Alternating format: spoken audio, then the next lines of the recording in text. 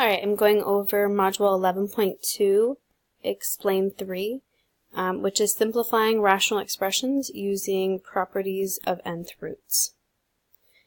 From working with square roots, you know, for example, that the square root of 8 times the square root of 2 is equal to the square root of 8 times 2, which is the square root of 16, and the square root of 16 equals 4. And the square root of 8 divided by the square root of 2 can be written as 1 radical, which is the square root of 8 divided by 2. Since 8 divided by 2 is 4, the square root of 4 is 2. So the corresponding properties also apply to nth roots. So product property of roots is if I have the cube root of 16, I can go ahead and split that as the cube root of 8 times the cube root of 2. And, why would I want to split it like that? Well, the cube root of 8, this right here, is equal to 2. And so if I split it like that, I can take out a 2, and I'm left with what's left, which is the cube root of 2.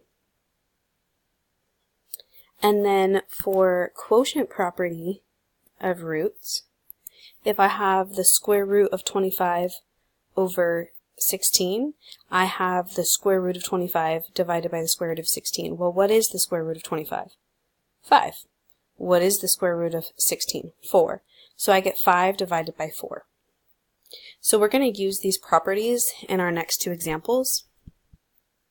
And just for the general cases, let's go over this. So if it's the nth root of a times b, we can split it as the nth root of a times the nth root of b.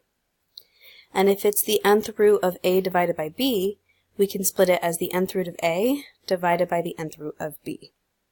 So let's go on to page 548 and try it on the example.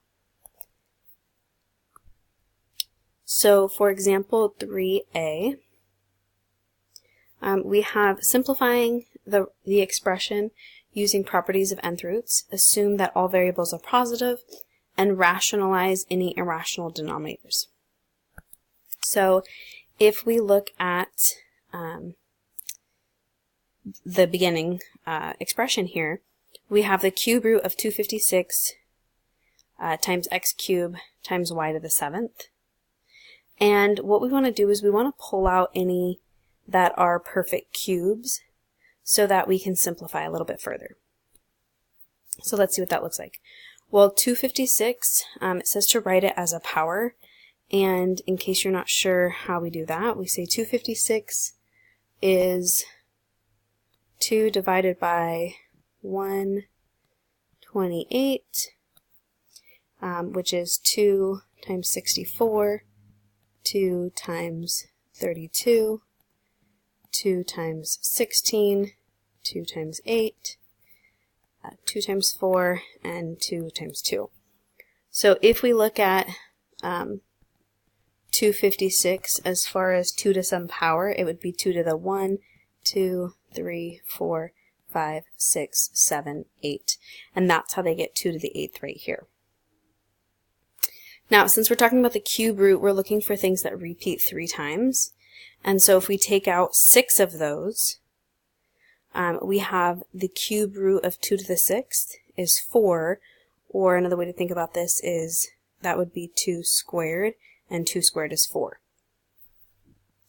And then if I split this to be the cube root of x cubed, well, doesn't the cube root and the cube cancel, and I get x to the first power. Same thing can be done here with the y to the 6th. So the cube root of y to the 6th is y squared. So I have this simplified part here. Well, what's left?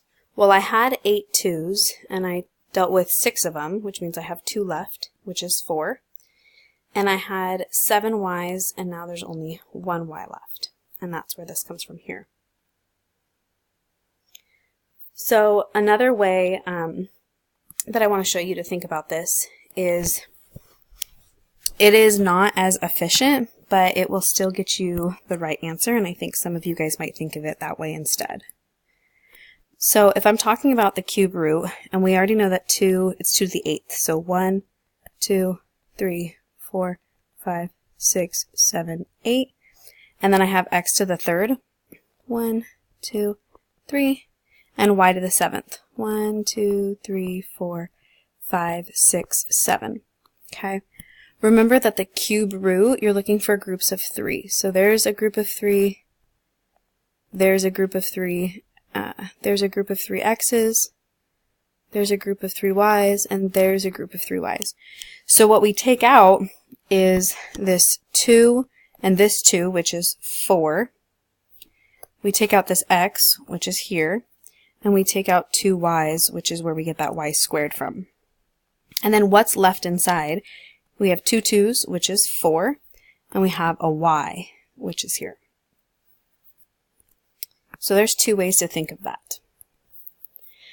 For part B, let's look at this.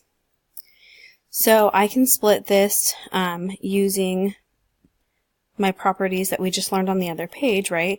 Where we have the 4th root of 81 over x. So that's going to be the 4th root of 81 over the 4th root of x. So when I do that, when I take this quotient and I do that, that was the quotient property of roots. Okay, and we want to simplify. The 4th root of 81, well 81, not 80, sorry. 81 is 9 times 9, which is 3 times 3, 3 times 3. So the 4th root of 81 is 3. So on top I get 3, and on bottom I still have a radical, and it says that we need to rationalize our denominator. Now what we have to do is we have to think, we need 4 x's inside in order for this to simplify, right? Like if I had the 4th root of x times x times x times x, well, this would be 4 to the power of 4, and then the 4 here and the 4 here would cancel, okay? So that's what we have to try to achieve or get.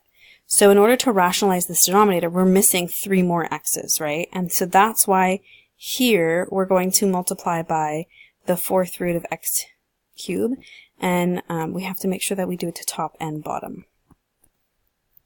So when we do this and we multiply straight across here, we get 3 times the 4th root of x cubed. And on bottom, when we have the 4th root of x and the 4th root of x cubed, and we multiply those, we're using the product property of roots where we can go ahead and multiply those. So product property of roots allows us to write it. And now we have the 4th root of x to the 4th. Well, those cancel. They're inverses of each other, and so they undo each other. And I get my numerator as that, and my denominator as x. And there we have simplified it. So let's go ahead and do the reflect. I think this one's a very interesting one for you guys to think about. And it says, in part B, why was the 4th root of x cubed used when rationalizing the denominator?